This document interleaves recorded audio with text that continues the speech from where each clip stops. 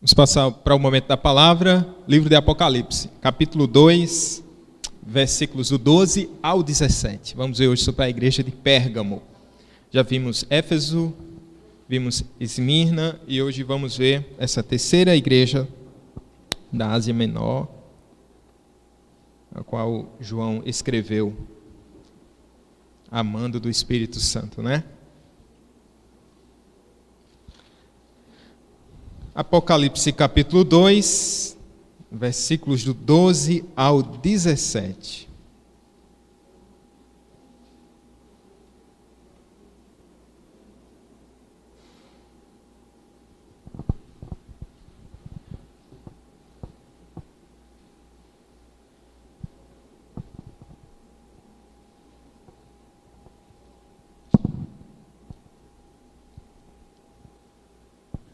Amém, meus irmãos? Vamos ler? Diz assim a palavra do Eterno: ao anjo da igreja em Pérgamo escreve: estas coisas diz aquele que tem a espada afiada de 2 gumes. Conheço o lugar em que habitas, onde está o trono de Satanás, e que conservas o meu nome e não negaste a minha fé. Ainda nos dias de Antipas, minha testemunha, meu fiel, o qual foi morto entre vós, onde Satanás habita. Tenho, todavia, contra ti algumas coisas, pois que tens aí os que sustentam a doutrina de Balaão, o qual ensina a Balaque a armar ciladas diante dos filhos de Israel, para comerem coisas sacrificadas aos ídolos e praticarem a prostituição. Outros sim. Também tu tens os que da mesma forma sustentam a doutrina dos nicolaítas. Portanto, arrepende-te. Se não venho a ti sem demora, e contra eles pelejarei com a espada da minha boca.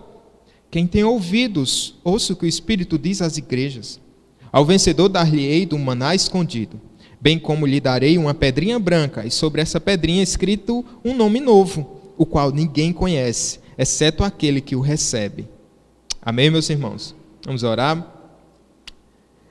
Diante do Senhor, o teu povo, e a tua palavra, dentro de nós, o teu Espírito, e no meio de nós, o Senhor que passeia entre os candeeiros. Esse é o cenário perfeito, Deus, para que o Senhor nos instrua e abençoe a vida dessa igreja, e ministre ao nosso coração com poder e graça, Pai, em nome de Jesus. Amém. Eu já tive muitos sustos, mas teve um que ficou entre os mais. Um dia eu estava na igreja, e aquelas histórias de Fagundes, vocês já entenderam, né? E aí, cheguei na igreja, era um culto no meio de semana, e eu estava me preparando, e cheguei mais cedo na igreja, e costumava estar lá em oração, e aí sentei no primeiro banco da igreja, estava só aguardando o culto começar, daqui a pouco entra a Raquel, ela já é branca, então imagine Raquel pálida, acontece. Ela sentou do meu lado e ela disse assim: Érico, entrou um homem armado na igreja. Meu Deus, eu estava orando normal, essas orações que a gente faz antes do culto, mas depois eu comecei a fazer uma oração fervorosa. Eu disse: Senhor, tem misericórdia de nós, tem misericórdia. E na época, houve um incidente, alguns anos antes, de passar alguém armado em frente à igreja, e isso causou um certo alvoroço na igreja local, congregação. Coisa de cidade pequena, isso acontece muito. Eu sei que eu fiquei em oração. E eu disse: meu Deus, e agora? Comecei a pensar, e disse: eu vou até o encontro desse homem. Porque se ele quiser matar alguém, ele vai querer matar o pastor. E eu disse: se for para morrer hoje, eu vou morrer, eu vou conversar com ele e dizer: olha, se você tiver alguma coisa para acertar comigo, deixa a igreja livre e pronto. Na época eu era muito corajoso, eu não sei se eu faria hoje. Eu dizia: tem um pastor titular, eu sou auxiliar, mas vou chamar outro que pode responder. Acontece que eu fui ao encontro desse homem e realmente, Raquel disse que ele estava com volume nas mãos e parecia muito com um revólver. Eu comecei a olhar para ele, não conhecia aquele homem, comecei a conversar, e daqui a pouco o que é que o senhor tem nessa sacola? Aí, isso nada demais. Aí o que é que o senhor tem nessa sacola?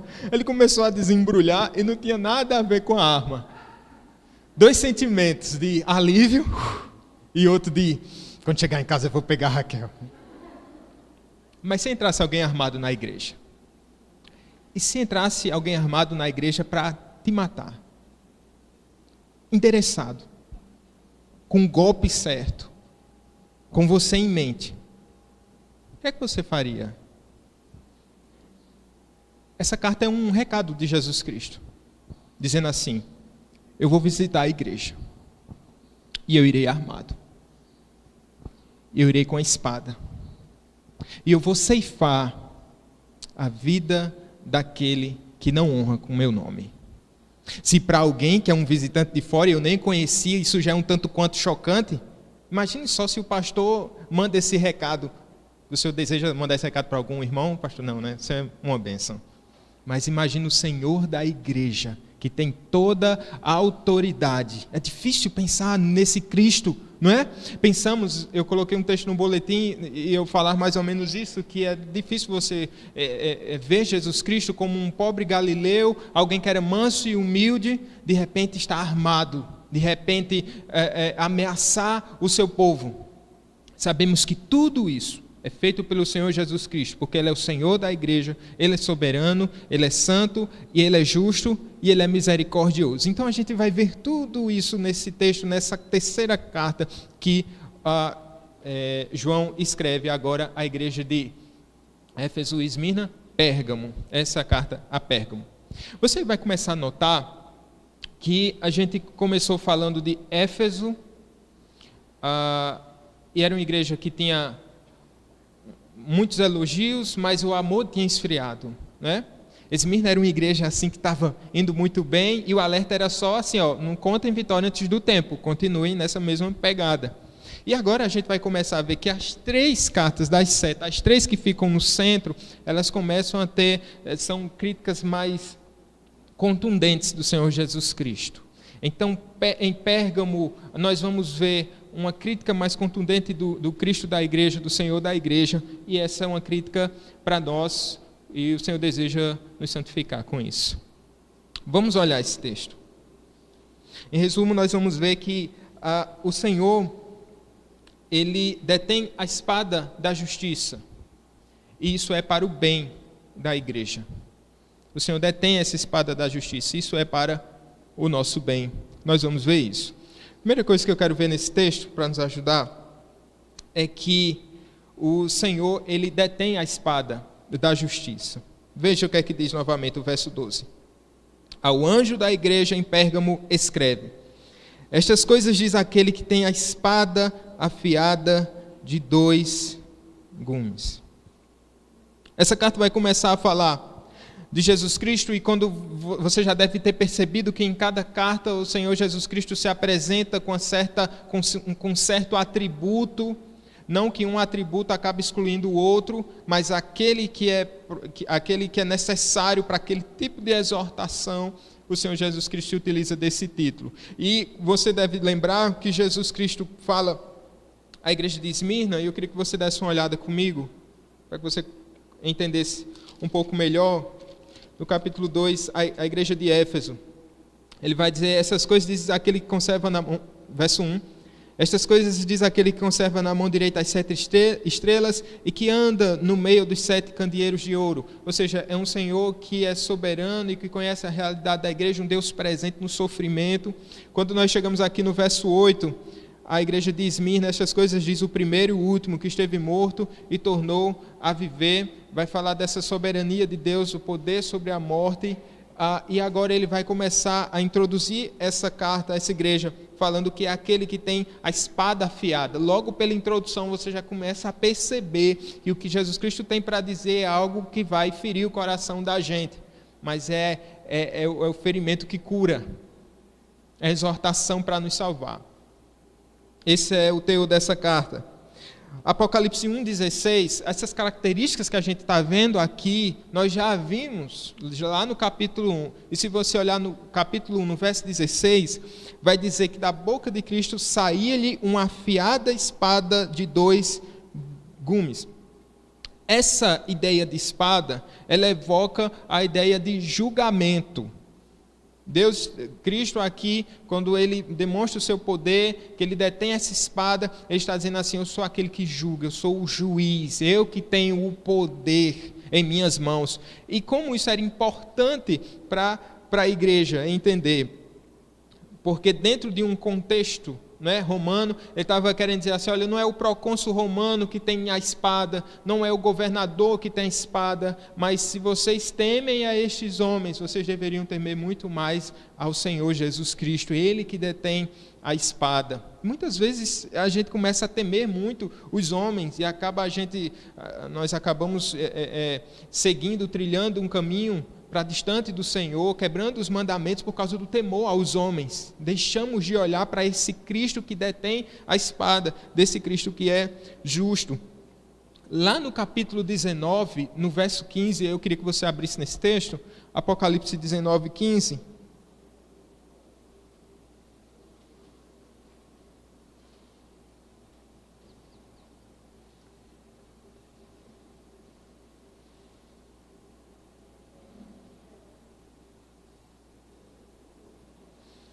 Diz assim: sai da sua boca uma espada afiada, para com ela ferir as nações. Ele mesmo as regerá com cetro de ferro e pessoalmente pisa o lagar do vinho, o furor da ira do Deus Todo-Poderoso. Veja nesse contexto aqui, fala da ira do Senhor Deus, da fúria do Senhor. Ele usa essa mesma espada agora para ferir as nações. Então entenda que essa mesma espada que ele diz que ele usa para ferir aqueles que fazem parte da igreja visível, é a mesma que ele usa para ferir as nações. Então é a espada de dois gumes, não é? Ele não é imparcial, ele não é parcial, melhor dizendo, ele é imparcial. A equidade nele, a justiça, o juízo de Deus vai começar pelos de dentro, mas vai alcançar todas as nações. Ninguém ficará longe da espada do Senhor Jesus Cristo, que eu digo, nenhum daqueles que são injustos, daqueles que não se renderam ao Senhor Jesus Cristo de todo o seu coração. Então essa é a realidade, o Senhor Jesus Cristo que detém a espada. E qual a importância dessa verdade para a igreja de Pérgamo? Justamente o que eu já falei, já adiantei para os irmãos. Eles tinham um temor, olhavam talvez com muito medo para o governo romano que detinha a espada. Esse é um contexto de sofrimento.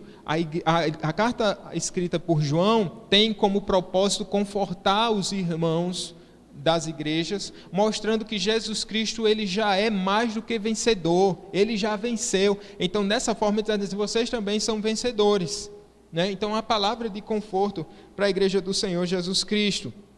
Eu queria que você voltasse seus olhos de novo para o versículo de número 13.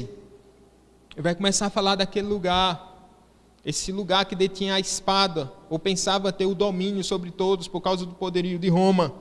Ele diz assim: eu conheço o lugar em que habitas, onde está o trono de Satanás, e que conservas o meu nome, e não negaste a minha fé. Só esse começo, depois a gente vai ver o resto. Conheço o lugar em que habitas. E que lugar é esse? Justamente ele está falando da cidade de Pérgamo, uma cidade governada pelo Império Romano, uma cidade que tinha seus pontos importantes, tem um certo avanço tecnológico. Interessante que o nome Pérgamo, eles desenvolveram uma tecnologia por causa de uma disputa que existia entre Pérgamo e o Egito. Tinha a grande biblioteca e os papiros, uma tecnologia usada no Egito, e aqui, por causa dessa disputa com o Egito, eles desenvolvem uma tecnologia e eles desenvolvem o pergaminho, né? Uma peça de couro onde eles iriam fazer os seus escritos, couro de animal. Então, pergaminho vem de Pérgamo, né? Essa palavra Pérgamo significa fortaleza. É interessante isso. Dentro da geografia de Pérgamo, era uma cidade que ficava no cume do monte, uma cidade que a gente pode pensar assim, tinha uma cidade alta e uma cidade baixa. Na cidade alta ficavam os prédios religiosos, os prédios mais importantes, e na cidade baixa, a gente. né? Então, o que é que tinha nessa cidade alta? Um turista, se fosse por lá, ia ter muito lugar interessante para tirar suas fotografias. Tinha lá um templo dedicado a Zeus, e tinha um grande altar naquele lugar, e era maior do que o de costume. Lá também havia um templo dedicado ao imperador romano, assim como mais outras 2 cidades que também tinham. Lá eles tinham esse templo, e a imagem era quando você ia chegando na cidade, você olhava para cima, você já via aquela paisagem onde havia aqueles templos que já mostravam o teor da idolatria daquele povo. Para eles era um motivo de muito orgulho pertencer a uma cidade que tinha um templo feito para adorar o imperador. Imagina o imperador como ia se sentir privilegiado com aquele monumento feito ao seu nome. Ali também havia o templo às divindades. A gente está falando de um mundo grego, onde havia um panteão romano, e cada cidade dessa tinha os seus próprios deuses. Então havia esse local de adoração, um local de paganismo. E como é difícil, aí você começa a perceber como era difícil para um crente viver num lugar desse. Quando nós entendemos que há uma idolatria assim mais velada, a gente se incomoda, se inquieta. Mas quando a gente vê uma idolatria materializada, as pessoas adorando falsos deuses, isso não traz assim uma tristeza profunda ao nosso coração. Lá os cristãos, para onde iam, eles olhavam para a cidade alta e viam que aquela cidade era uma cidade entregue à idolatria. Então, por isso, muito provavelmente por causa disso, o Senhor Jesus Cristo vai dizer que aquela cidade, nas suas edificações, onde as pessoas tinham tanto orgulho, ele vai dar uma nova perspectiva para os cristãos. Ele vai dizer assim: vocês habitam no trono de Satanás. É no trono de Satanás. Obviamente que, se nós pensarmos na questão do trono de Satanás, podemos pensar que o mundo jaz no maligno, e que em cada cultura, cada civilização, em cada época, não é? O diabo, ele requer essa adoração, portanto, a adoração que pertence a Deus. De maneira geral, nós podemos entender que o mundo jaz no maligno. Mas de maneira mais particular, Jesus Cristo ele vai dizer que é nessa cidade onde tem o trono de Satanás, certamente por causa de toda essa idolatria, certamente por causa de todo esse paganismo, é o trono de Satanás. E é interessante, principalmente quando a gente faz avanços missionários, seja a nível local, em bairros, ou assim em cidades. Não sei se você já deve ter tido essa oportunidade, e a gente começa depois avaliando, a gente começa informalmente ou formalmente falando da característica daquela cidade. E em determinadas cidades a gente diz: nós somos tão bem recebidos, houve tanta coisa maravilhosa, Deus operando. Em outras cidades, em outros locais, a gente vai ter uma percepção completamente diferente. Quanta idolatria, as pessoas fechavam as portas, elas não queriam ouvir o evangelho. Não é? As cidades que parece que estão chamando pela gente: venham para cá, venham, vocês serão bem-vindos. Parece que a gente chega, já está tudo pronto ali, o Espírito Santo foi na frente, já preparou toda a obra. Em outras cidades parece que os guardiões de Satanás já estão na porta expulsando, dizendo assim: aqui vocês não vão entrar. Satanás tinha construído um altar nesta cidade, e por isso Cristo vai dizer: vocês habitam no trono de Satanás, mas não temam a espada desses homens. Por causa disso havia a perseguição. E é por isso que ele vai falar de um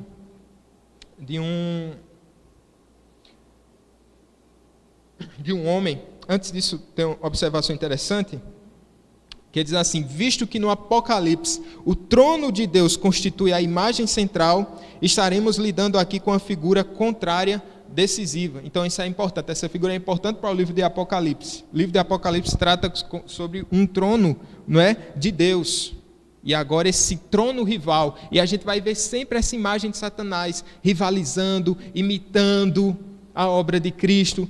Por exemplo, tem outra característica que passou despercebida aqui nessa cidade. Lá havia uma tradição em relação à medicina. Havia até um deus que era adorado, o Esculápio, e ele era conhecido como o deus da cura.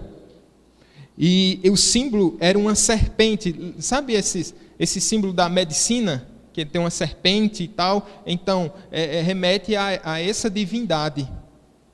E lá, o que é que tinha nessa cidade? Havia uma piscina de mármore, fazia essa atividade de balneário e curativa. As pessoas saíam de diferentes lugares para encontrarem cura lá, e os cristãos acabavam vendo isso como uma imitação da obra de Deus, aquele que cura verdadeiramente, aquele que cura totalmente. Então Satanás tem sempre a sua estratégia de imitação barata, para desvirtuar, para enganar as pessoas. Então é isso que está acontecendo aqui. Veja, ali estava o trono de Satanás. E aquela igreja sofreu o poder da espada, através de um homem chamado Antipas. Olha o que diz o texto aqui.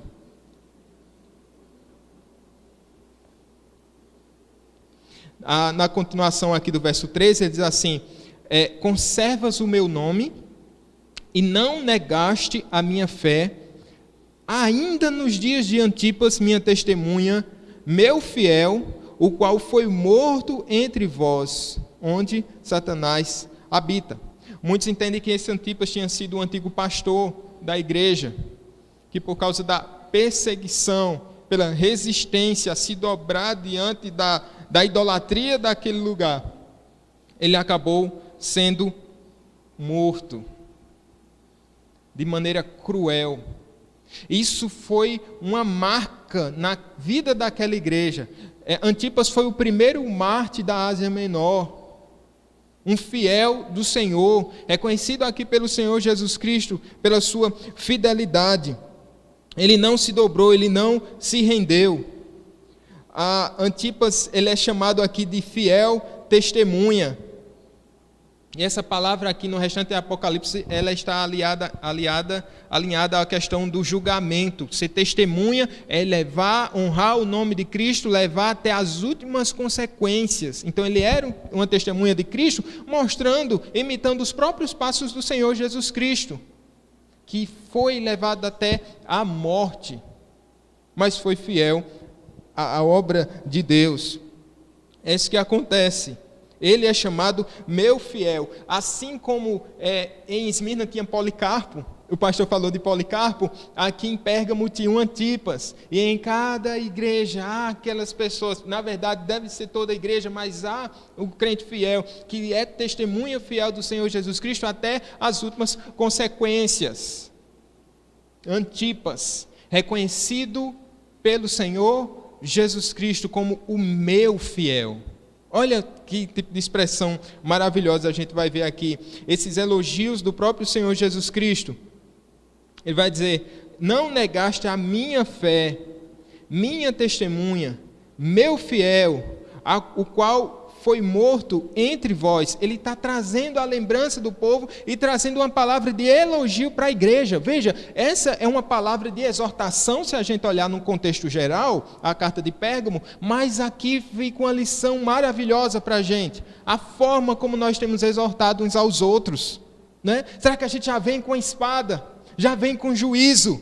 Aqui o Senhor Jesus Cristo, ele reconhece primeiro as virtudes daquela igreja, a fidelidade. Ele lembra de um nome, Antipas, talvez tivesse passado despercebido pelaquela igreja, mas o Senhor Jesus Cristo lembra. Talvez Antipas tivesse sido um homem incomum, ou apenas mais um mártir do cristianismo para Roma, dentre os milhares de milhares que eles levaram para a fogueira, dentre os milhares e milhares que eles mataram a fio da espada.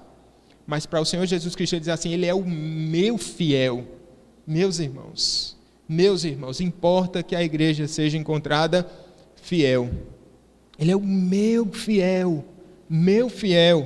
Aqui é o reconhecimento do Senhor Jesus Cristo. Nos ensina uma forma da gente exortar. Reconhecendo as virtudes, reconhecendo o labor, reconhecendo as suas obras. O Senhor Jesus nos deixa essa lição. Estou meio preso, né? Nos deixa essa lição preciosa. Gente, é importante aqui a gente perceber, nesse primeiro ponto, que o Senhor Jesus Cristo se revela como aquele que detém a espada. Vamos para um segundo ponto agora.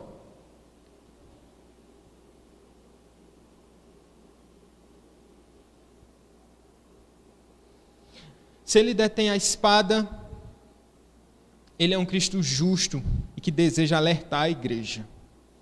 E aqui a crítica do Senhor Jesus Cristo vai passar, o texto vai passar do elogio para a crítica agora, como ele usa essa característica em outras cartas. E a gente vai perceber uma coisa interessante. Veja comigo agora, no verso 14. Tenho, todavia, contra ti algumas coisas. Muito bom receber elogios, não é? Uma bênção.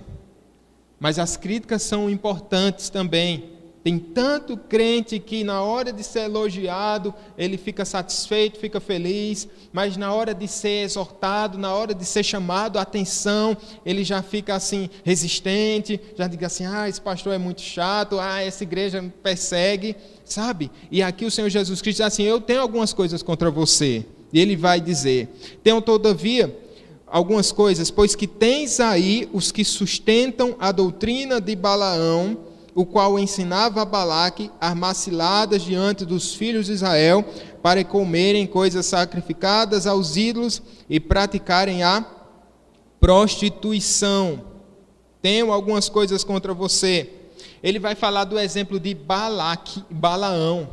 Balaão foi um agoureiro lá do Antigo Testamento, que quando o povo de Israel estava sob a batuta de Moisés, o povo estava caminhando no deserto, estava indo para a terra prometida, e o povo de Deus, pelo poder do Senhor, aquele Deus que tinha livrado o povo do Egito, tinha feito o povo passar pelo Mar Vermelho, ele saiu vencendo várias batalhas, vários povos. Então, até que os moabitas ficaram sabendo disso. E o rei de Moabe ficou temeroso porque o povo veio morar vizinho deles.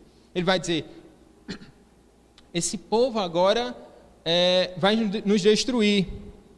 E qual a ideia dele? Vamos chamar Balaão. E quando ele chama Balaão, ele diz assim, ele pede para que Balaão amaldiçoe o povo. E aí a gente vai ver isso lá em Números capítulo 21 em diante, depois você dá uma olhada lá. O que é que acontece? Contra o povo de Israel não vale encantamento. Balaão não conseguiu amaldiçoar o povo, porque diz assim, abençoa o povo. Todavia, houve uma cilada de Balaão, e por causa da sua instrução, e por causa do seu encorajamento, não se usa nem essa palavra, não é esse bem o termo, mas por causa da sua influência, ele acaba estimulando o povo a fazer algo terrível. E eu queria ver com vocês aqui esse texto no capítulo 25 de Números. Vamos olhar lá em Números.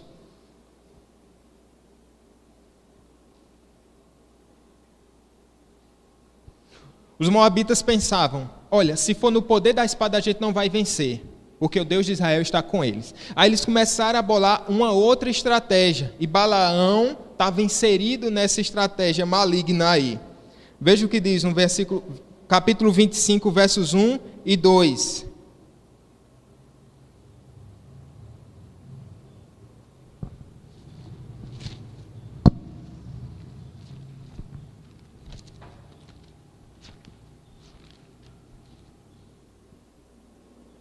Olha só, habitando em Israel, em Sitim, começou o povo a prostituir-se com as filhas dos moabitas. Estas convidaram o povo aos sacrifícios dos seus deuses, e o povo comeu e inclinou-se aos deuses delas. Agora eu queria que você fosse no mesmo livro, capítulo 31. Olha o que vai dizer aí, 31, 15.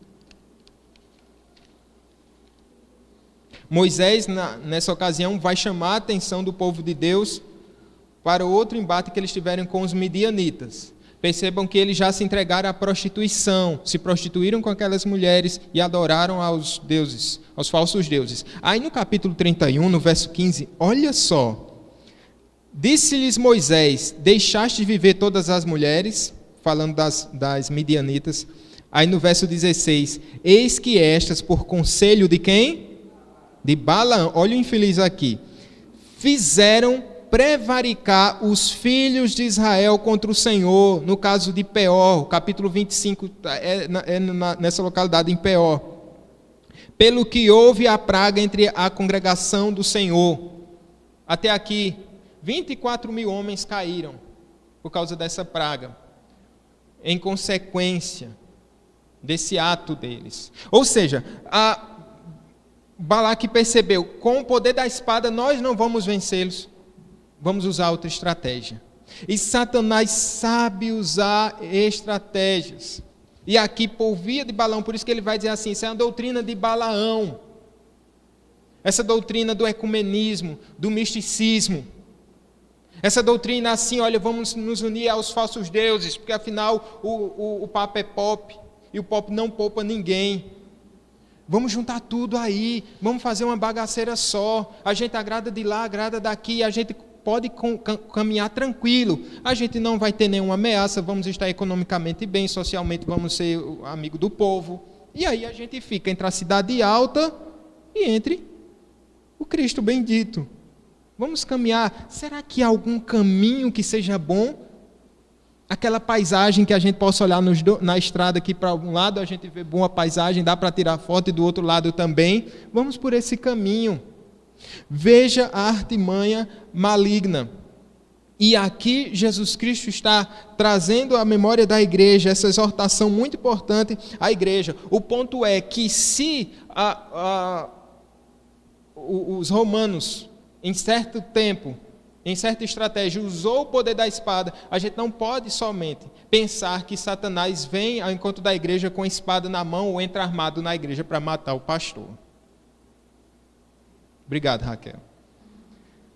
Mas, muitas das vezes, Satanás não precisa gastar nenhuma bala, nenhuma estratégia, aliás, nenhum demônio, não precisa concentrar nenhum exército das trevas e dizer assim, vamos sem armas, vamos vencer sem armas. E eu quero pensar com você, quais têm sido as estratégias malignas para destruir sua vida? Sorrateiramente, sem armas. Se a perseguição é uma ameaça à igreja, os privilégios também consistem numa ameaça ainda mais letal, ainda mais perigosa. E esse é um grande perigo. Jesus Cristo está dizendo, entre vocês, aqueles que seguem a doutrina de Balaão, aqueles que querem fazer negociata com o mundo, aqueles que querem adorar ao Deus deste século durante a semana e adorar a Deus no domingo, ao Deus de Israel. E esse era um grande perigo. Eles estavam perdendo essa batalha sem o Satanás usar nenhuma arma letal. Eis o alerta aqui para a gente. Essa doutrina de Balaão, ele vai usar em outro verso, dizendo, no verso 16, que é a doutrina dos Nicolaitas. Então, por causa de um trocadilho, esses dois nomes na língua original, eles têm quase o mesmo significado. Alguns estudiosos, eles pensam que essas duas doutrinas, de Balaão e dos Nicolaitas, elas dizem respeito à mesma coisa. Alguns vão dizer que tem algumas diferenças, etc., mas é difícil a gente dar uma definição somente aqui nessa característica. O fato é que a gente pode pensar que a religião grega fazia essa dicotomia entre a carne, né, a matéria é má e o espírito é bom, então a gente pode usar o nosso corpo para o que a gente quiser, isso não vai interferir na nossa vida espiritual. Isso era letal para a igreja. Naquele monte, naquele altar, onde tinha um altar a Zeus, e vários templos pagãos, haviam rituais, oferendas, sacrifícios de animais. E aí isso diz respeito aqui, voltando ao texto de Apocalipse capítulo 2, eu queria que você desse uma olhada comigo ainda no versículo 14. Vou ler todo, tá bom? Novamente. Tenho, todavia, contra ti algumas coisas, pois que tens aí os que sustentam a doutrina de Balaão, o qual ensinava a Balaque a armar ciladas diante dos filhos, veja que são ciladas, não é? Para comerem o quê? Coisas sacrificadas aos ídolos e praticarem a prostituição. Essa era a mesma prática, é muito interessante Apocalipse, muito interessante. Porque olha só que erro grotesco, quando a gente pega Apocalipse, recorta e vai interpretar Apocalipse só à luz de Apocalipse e à luz da sua imaginação, não é? Eita, o que é que significa? Aí eu penso uma coisa e falo uma besteira. Mas assim, o que ele está trazendo aqui é um episódio que aconteceu algo semelhante no Antigo Testamento, onde o povo venceu várias batalhas. Veja, Antipas vem lembrar que a igreja venceu várias batalhas. A igreja era fiel, a igreja estava sendo fortalecida, estava olhando para Cristo, mas depois, semelhantemente, assim como acontece no tempo de Balaão, depois de várias batalhas, eles perdem uma, sem armas. Apocalipse está dizendo a mesma coisa. Vocês venceram. Quando Antipas morreu, vocês venceram. Vocês foram fiéis até a morte. Mas agora, sem armas, Satanás tem derrotado vocês. Veja, é a mesma ideia aqui. É a mesma ideia. E por isso, ele vai nos mostrar que essas carnes, comeram coisas sacrificadas aos ídolos e praticarem a prostituição, são coisas assim que estão ligadas. Na Escritura a gente vai ver isso de forma abundante, que é o povo que se entrega à idolatria, que se entrega à prostituição, é o pecado sexual e o pecado espiritual. Ele se entrega à prostituição e ele se entrega à idolatria. Quando a gente percebe, olhando para o mundo hoje, quando as pessoas se afundam no pecado sexual, isso é um reflexo da forma como eles têm vivido para com Deus. Eles já se afastaram do Senhor e vivem numa vida de idolatria. E aí, eu lembro muito do livro de Romanos, que o Romanos vai tratar no primeiro capítulo justamente dessa linha, não é? Dessa questão de você estar sendo entregue ao pecado da sexualidade. Isso é um reflexo da sua vida espiritual, que está arruinada. Se a gente olhar para uma sociedade, quanto mais ela se afunda em pecados sexuais, é porque ela tem se afastado cada vez mais de Deus. E é um reflexo. É um reflexo. Olhamos para a nossa cultura,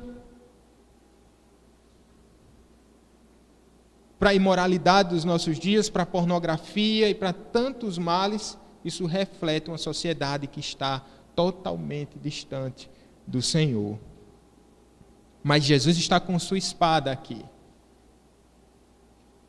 Ele vai dizer, olha, vocês estão comendo coisas sacrificadas. A gente lembra de Corinto. A igreja de Corinto estava passando por essa mesma dificuldade. Paulo chega a dizer lá em 1 Coríntios capítulo 10, olha, essas carnes que vocês comem, porque eles sacrificavam, depois essas carnes, eles usavam essas carnes para as refeições, e essa mesma carne era distribuída nos mercados. Aí isso vai causar um problema tão grande em Corinto, que o pessoal vai dizer, a gente vai para o açougue e compra carne ou só come ovo? Consagrado a Deus. E aí, é uma discussão para além do que o texto está falando, depois você dá uma olhada lá em Coríntios, mas Paulo vai dizer, na ocasião, olha só, muito que essa prática deles é uma prática idólatra. O que eles fazem para o próprio Satanás. Falsos deuses não existem. Pode ser o panteão, milhões e milhões de deuses, a gente sabe que não existem falsos deuses, não é? Mas Satanás está por trás de todo esse engano. Prostituição, idolatria. Essa é a mesma imagem que a gente está usando aqui. Vamos lá.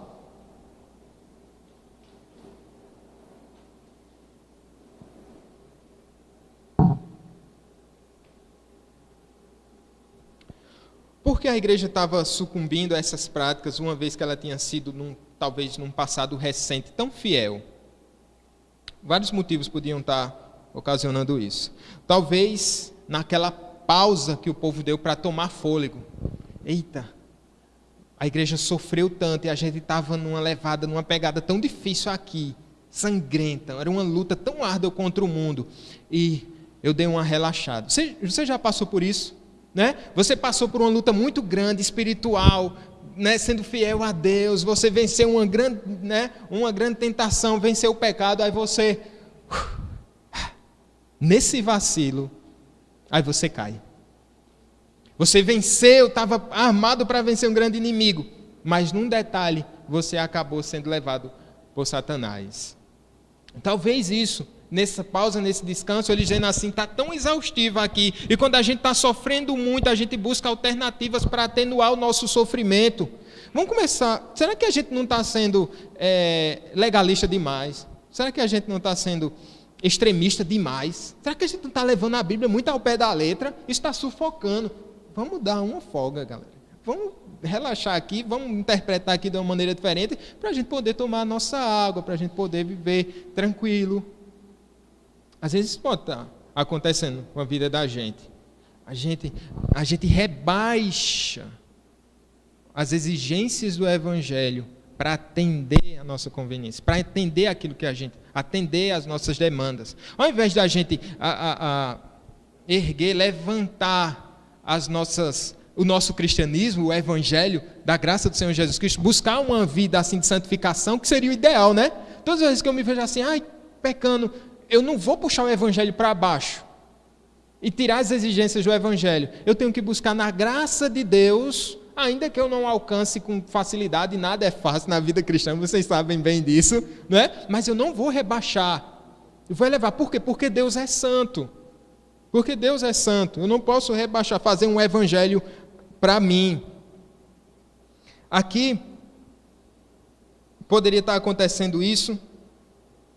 Será que quando a gente começa a negociar com o mundo, é porque a gente está com medo de ter algum prejuízo? Quando a gente começa a flertar com o mundo, quando a gente começa a negociar, quando a gente começa a colocar em xeque coisas assim que você entendia como um ensino genuíno do Evangelho, você começa a repensar, negociar. Por que você tem feito isso? Será que é com medo do mundo? Será que é por causa das pressões deste mundo? E a gente está sendo pressionado o tempo todo. E se você deixar a cruz em casa, de manhãzinha, antes de ir para o trabalho, você talvez seja uma pessoa mais bem-sucedida no seu trabalho. Você talvez tenha mais sucesso. Deixa a cruz em casa e você vai ter mais lucro no trabalho. Você não vai precisar seguir certa ética ou moral, os passos do Senhor Jesus Cristo. Isso eu deixo para o domingo. Talvez isso seja um ponto de muita tentação para a gente, porque carregar a cruz traz trabalho, demanda sacrifício. Isso pode estar acontecendo. Esse é o perigo da espada. Então, vamos encerrar um último ponto aqui. O Senhor Jesus Cristo, Ele detém a espada, e isso é para o nosso bem. E agora Ele vai começar a trazer uma palavra, meus irmãos, de apelo ao arrependimento. Olha o que diz o versículo 16. Portanto, vamos ler juntos? Vamos lá? Portanto, arrepende-te, e se não, venho a ti sem demora, e contra eles pelejarei com a espada da minha boca. A palavra aqui, em todas as cartas, a maioria das cartas, Jesus Cristo vai fazer esse apelo: se arrependam, se arrependam. Ele mostra que Ele é um Deus justo, que Ele tem o poder da espada, mas Ele é um Deus tão gracioso que diz assim: olha, se arrependam. Voltem ao primeiro amor, se a gente pegar lá a linguagem de Éfeso, não é? Arrependam-se. E aqui Ele faz um apelo. E Ele vai dizer assim: quem tem ouvidos, ouça o que o Espírito diz às igrejas. Quem tem esse ouvido? Quem tem ouvidos, ouça o que o Espírito diz às igrejas. E aqui a gente vai lembrar que antes de Jesus usar a sua espada da justiça, Ele nos dá a espada. A sua palavra é a sua espada. Ele não pretende nos matar, mas Ele quer ferir o nosso coração para sarar. E essa verdade que a gente vai ver em Hebreus 4:12. Você não precisa abrir, mas diz assim: pois a palavra de Deus é viva e eficaz, mais afiada que qualquer espada de 2 gumes. Veja que interessante. Ela penetra até o ponto de dividir a alma e espírito, juntas e medulas, e julga os pensamentos e as intenções do coração. Ela julga pensamentos e intenções do coração. Meu irmão, se você tem sido ferido aqui aos domingos, e tem sido transformado pelo Espírito, se você é a igreja que tem atentado para a voz do Espírito, dizendo assim, olha, escuta o que o Espírito diz à igreja, você diz assim, eu escuto. Vem me ferir, Senhor, com a tua espada santa hoje no meu coração. Vem me disciplinar com a tua bênção. Isso é graça, isso é favor. Antes de Jesus vir com a sua espada empunhada, Ele vem com sua palavra, que penetra o nosso coração, que quantas vezes tira lágrimas dos nossos olhos, traz quebrantamento, traz santificação, traz avivamento. Então essa não é uma palavra de temor, meus irmãos, para aquele que tem os seus ouvidos sensíveis. Como um álbum antigo de uma banda, diz assim, aos ouvidos dos sensíveis de coração. Quem tem esses ouvidos sensíveis, aos ouvidos dos sensíveis de coração, que tem atentado à palavra de Deus, você não precisa entrar na igreja e temer que o cavaleiro da paz entre com a espada para ceifar sua vida. Você pode viver em paz, à luz do Evangelho, sabendo que não com perfeição, porque a obra de Cristo é perfeita. Eu não preciso completar em absolutamente nada, Jesus Cristo não precisa de 0,01% da nossa justiça. Mas eis aqui uma espada que o Senhor Jesus Cristo usa para medir, para separar os justos dos injustos. Mas Ele nos traz antes disso o seu Espírito. Imagina uma visita surpresa. Ele nos mandou o seu Espírito antes, para habitar dentro de nós. Então o seu coração já está preparado para receber a palavra de Deus. Seu coração já está preparado pelo Espírito Santo para receber da sua palavra. E aqui ele vai fazer 3 promessas lindas, preciosas. Eu quero que essas promessas sejam para a gente, sejam para você, meu irmão. Ao vencedor, é o que ele está dizendo aqui, no versículo 17. Ao vencedor, ao vencedor. Que bênção, né? Ao vencedor, ele vai dizer assim, que tem um maná escondido, não é? Ao vencedor dar-lhe-ei do maná escondido. A primeira coisa que ele vai falar aqui é como se ele dissesse o alimento que verdadeiramente sacia. Lembra que o povo, talvez os crentes olhassem para o paganismo e olhassem toda aquela orgia, toda aquela festança, e você, e eu aqui. E eu aqui. Aí João está dizendo assim, olha, não se preocupem, não invejem a mesa do paganismo, da idolatria, porque eu tenho um maná escondido para você, guardado para você, preparado para você. Você não precisa se deleitar na mesa desse mundo. Eu me lembro de Daniel e seus amigos na Babilônia, preferiram legumes e água. Muitos irmãos aqui fazem essa dieta, né? Legumes e água, a provar das finas iguarias do rei, porque eles sabiam que a sua porção não era aquilo. Há um maná que alimenta e que sacia a nossa alma. Eu não sei se você tem vivido uma vida de idolatria, uma vida de prostituição, dizendo, eu dependo dessa vida para viver. Você não depende, nós dependemos do Espírito Santo de Deus. Há um maná precioso escondido, talvez remetendo aqui à porção de maná que tinha na Arca da Aliança. Vocês não precisam dessas comidas sacrificadas aos ídolos. Vocês participarão das bodas do Cordeiro. Sabe, quando você diz assim, não sei se vocês já passaram por isso.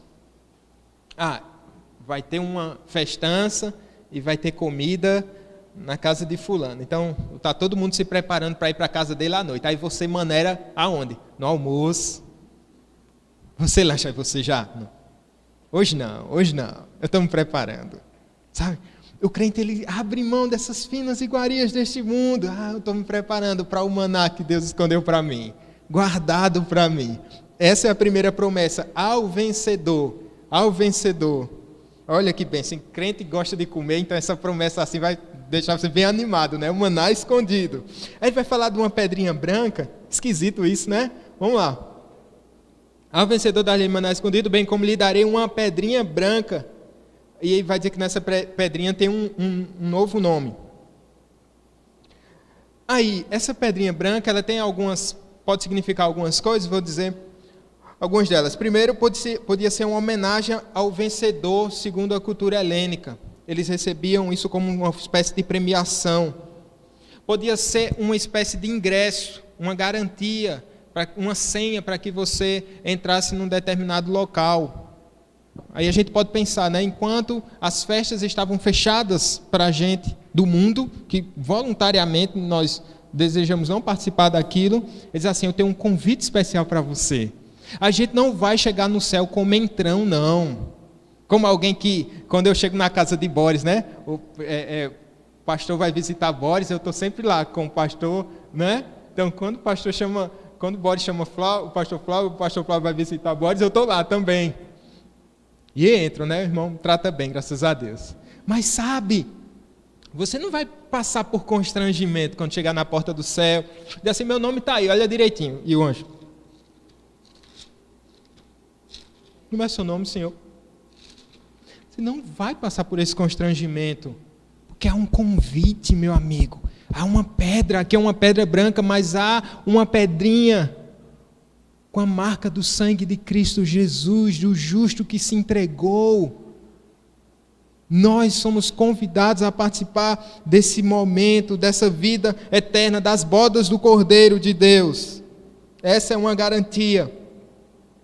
No mundo romano, essa pedrinha branca podia significar quando um pai reconhecia a paternidade, reconhecia um filho, ele colocava numa pedrinha, escrevia numa pedrinha o nome do filho e o seu sobrenome, e ali está reconhecendo que eu sou pai desse filho, ele tem agora o meu sobrenome. Qualquer uma dessas aplicações nos mostra essa fidelidade de Deus, essa graça de Deus, essa realidade de que nós somos filhos de Deus. Essa é uma recompensa aos vencedores. E por fim, ele fala desse novo nome.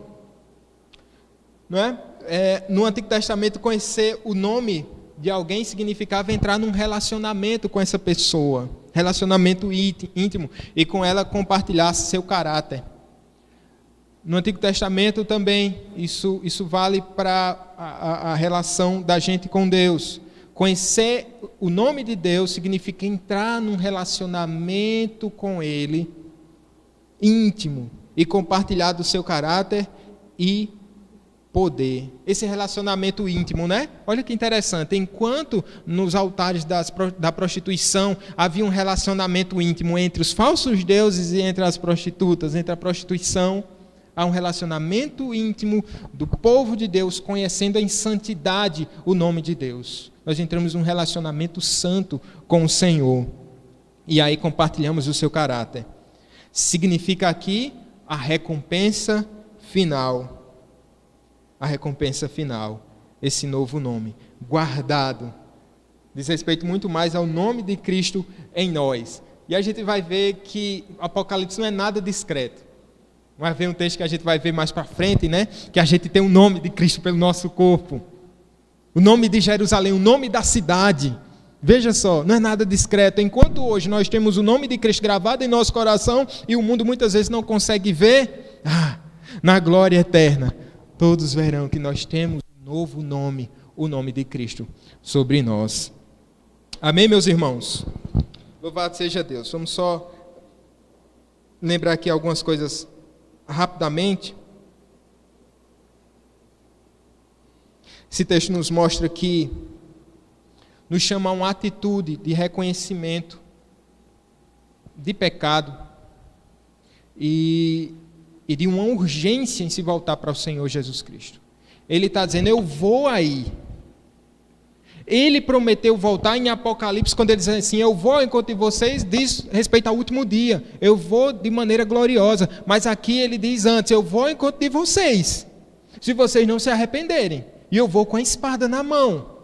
A espada para as nações é para o último dia, certamente, em certa medida ele já usa hoje, mas está guardado para o último dia. Mas a espada para separar a igreja, o joio do trigo, eu estou pronto a usá-la. Eu estou pronto para ir aí, para o encontro de vocês. Então, meu amigo, arrependimento, não deve haver uma morosidade, uma dificuldade, uma lentidão. O que é para hoje é para já. Meu irmão, você recebeu essa palavra, é para já. Recebeu essa palavra? que é o Espírito como espada de dois gumes, sabe, penetrando na sua alma, no seu coração, meu amigo, se quebrante completamente. Volte-se para o Senhor Jesus Cristo. Há uma urgência aqui, porque o Senhor Jesus já disse que está preparado para o encontro dessa igreja. Esse texto também nos mostra que há pecados individuais e há pecados que envolvem todo o corpo de Cristo. Porque essa é uma exortação aqui não a um crente individual, né? Mas à igreja. Qual era o pecado dessa igreja?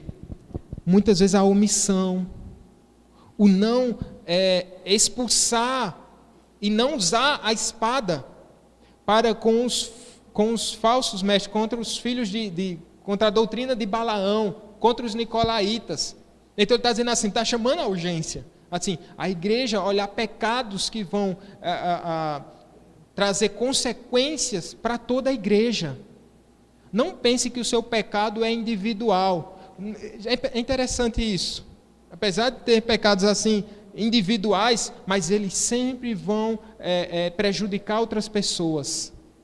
Há pecados seus que prejudicam a sua esposa, o seu esposo, os seus filhos. É uma ruína completa. Assim como a santificação abençoa os outros, a vida de pecado traz mal. Causa o mal na vida de quem a gente está perto. E quando você traz esses pecados na igreja, ou quando nós pecamos enquanto igreja, isso desperta o Deus eterno. Diz assim, lembre-se que eu tenho a espada na mão. Lembre-se de voltar, de se lembrar do Senhor Jesus Cristo.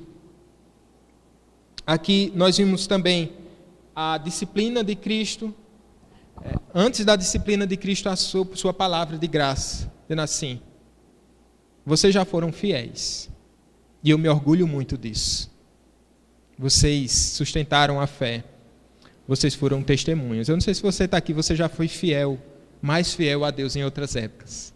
A gente não faz essas avaliações, né? Já fui tão fiel.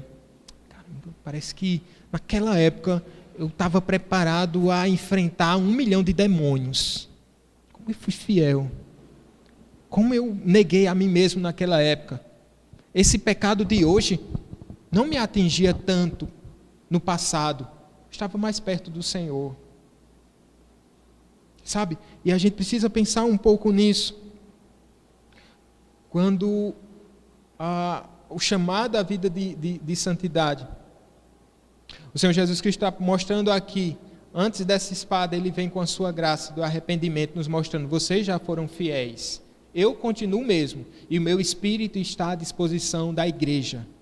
O Espírito está à disposição da igreja, para que ela se santifique. E usando os termos usados para outra carta, para que a gente volte ao primeiro amor. Outra coisa, e a gente encerra com isso, não negocie com o mundo. Não negocie os pontos cruciais da nossa fé cristã. Não flerte com esse mundo. Seja em pensamento, seja em ideologia, seja em prática, seja na questão cultural. O mundo pode estar fazendo o que for, se desmantelando no altar a Zeus, mas eu continuo aqui aos pés do Senhor Jesus Cristo. Como Antipas foi fiel, eu quero ser fiel ao meu Senhor. Sabe? É um namoro onde todo mundo faz o que quer e vive da maneira que quer. Seja fiel, Senhor. Seja fiel, não negocie. Ah, mas eu já estou noivo, então vamos lá. Não. Importa ser fiel ao Senhor Jesus Cristo. Ah, mas eu já fui fiel em outras épocas, acho que eu tenho um crédito aqui na conta do céu, então acho que se eu cometer um pecadinho assim vai entrar no negativo, não, eu ainda tenho. Não, seja fiel ao Senhor Jesus Cristo, por amor a Ele, por amor ao nosso Cristo bendito, por amor ao nosso Senhor. Ele nos visita essa manhã tendo em uma de suas mãos a espada. Em outra mão ele tem um cajado. Ele pretende disciplinar com seu cajado, se você for ovelha. Mas um dia o Senhor usará somente a espada. Usará somente a espada. Se você é de Cristo, se arrependa. Se quebrante. Não tema. Não tema. Se você não é, se quebrante diante do Senhor. Se volte ao Senhor Jesus Cristo. Vamos orar, meus irmãos. Vamos ficar de pé?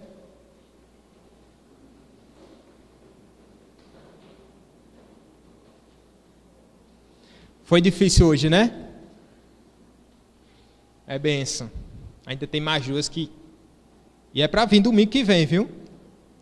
Mas é para o nosso bem. É por amor. Vamos orar. Obrigado, Senhor, porque o Senhor tem a espada na mão. A espada que sai da tua boca, Pai. Uma espada de 2 gumes. O Senhor é justo. Ah, se a gente estivesse servindo a um Deus injusto. Que segurança nós teríamos, Pai. Mas o Senhor ama profundamente. Obrigado, porque o Senhor é o nosso pastor. O Senhor não somente tem uma espada na mão, mas tem um cajado para nos disciplinar, para nos admoestar, para nos trazer de volta ao primeiro amor, para consertar a nossa vida. Deus amado, nós não queremos ser surpreendidos, tal qual eu fui, Pai, há tantos anos atrás, supostamente por aquele homem armado. Não, Senhor. Eu desejo profundamente que o Senhor me visite com a coroa em suas mãos e que o Senhor nos faça desfrutar da tua glória perene. Eu desejo que o Senhor visite essa igreja, Pai, não com a espada da justiça, mas com a recompensa dos justos. Esse maná reservado, escondido para a gente. Nessa pedrinha branca, Senhor, com o nosso nome e com o teu sobrenome, Pai. Deus amado, com toda essa garantia e essa certeza que há em Ti, a Tua palavra nos oferece. Nós queremos te agradecer e pedir que o Senhor nos abençoe e nos fortaleça. Em nome de Jesus, para a Tua glória. Amém. Amém.